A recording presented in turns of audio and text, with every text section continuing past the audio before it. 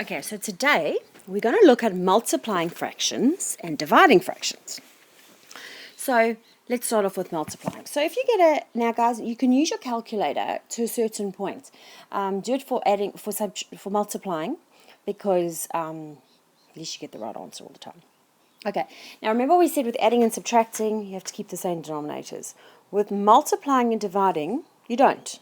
Okay, so it's one step simpler. I never said it was easier, I just said it was simpler.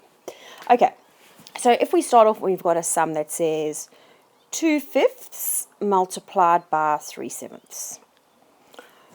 Basically, all you do is multiply across. So you go 2 times 3, 5 times 7.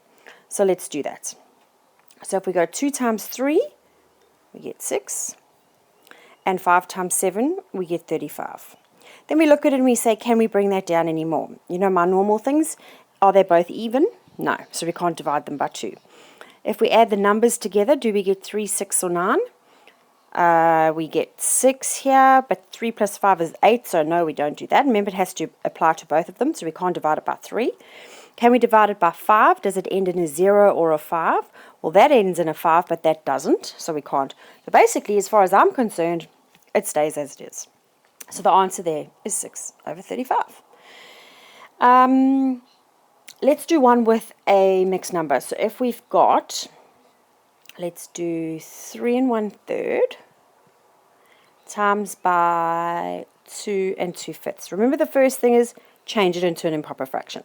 So 3 times 3 is 9, plus 1 is 10, divided by 3, times by 2 times 5 is 10, 10 plus 2 is 12, over 5.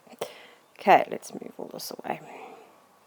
Right, so we go across, like you said, 10 times 12, 3 times 5.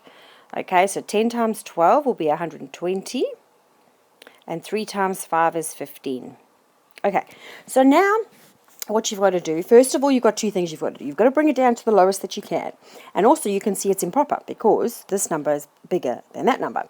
So first of all, let's make it as small as we can.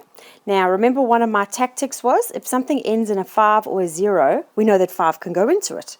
So let's divide it by 5. So let's go divide by 5, divide by 5.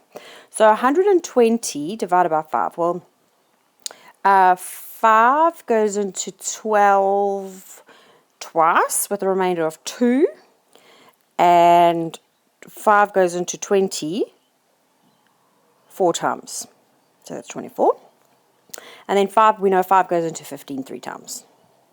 Okay, so now we've got 24 over 3. Now remember, we've got to bring that down and make it into an improper fraction, into a normal fraction. So how many times does 3 go into 24? Well, it goes in exactly 8 times. So our answer is 8. So that's how you multiply. Next video will be how to divide.